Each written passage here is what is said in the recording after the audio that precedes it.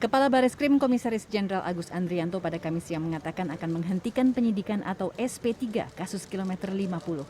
Dalam kasus itu, 6 laskar FPI ditetapkan sebagai tersangka. Agus menyatakan bahwa penetapan tersangka dilakukan karena dalam setiap kasus harus ada pertanggungjawaban hukum. Ya, kan untuk pertanggungjawaban hukumnya kan harus ada, artinya bahwa proses terhadap perbuatan awal kejadian itu tetap kita proses.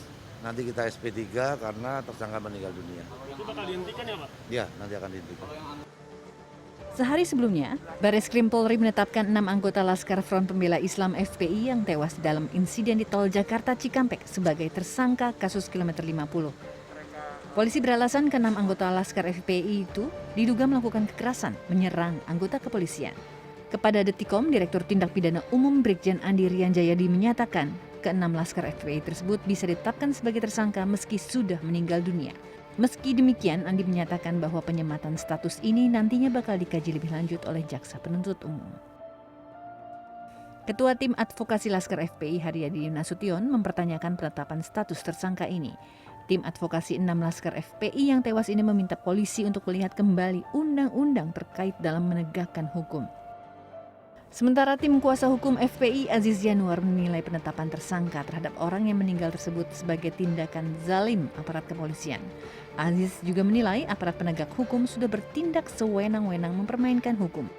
Dalam pasal 77 KUHP dijelaskan bahwa kewenangan menuntut pidana dihapus jika tertuduh meninggal dunia.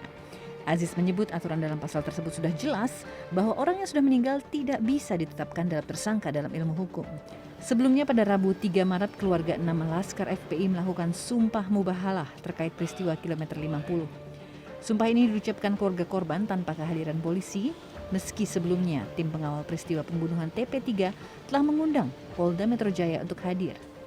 Ketua tim pengawal peristiwa pembunuhan TP3 Abdullah Hehamahua menyebut sumpah ini dilakukan karena kedua belah pihak, yakni polisi dan keluarga korban saling membenarkan peristiwa versi mereka.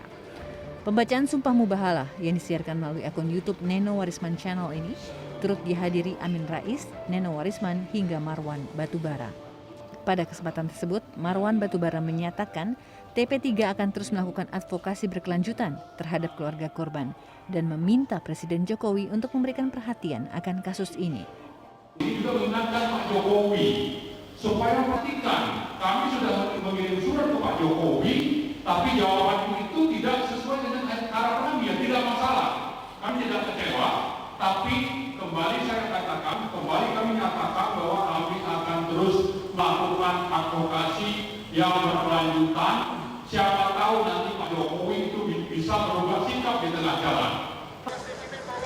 Sebelumnya, 6 Laskar FPI tewas dalam bentrok dengan kepolisian di tol Jakarta Cikampek kilometer 50 pada 7 Desember 2020. Mereka tewas dengan sejumlah luka tembak. Komnas HAM telah turun tangan mengusut kasus tersebut dan menyampaikan sejumlah temuan. Salah satunya terkait kepemilikan senjata api oleh anggota Laskar FPI. Komnas menyatakan bentrok tak akan terjadi jika Laskar tak menunggu kedatangan polisi. Komnas juga menyatakan penembakan terhadap 4 dari 6 Laskar FPI adalah perbuatan melanggar HAM. Tim Liputan CNN Indonesia.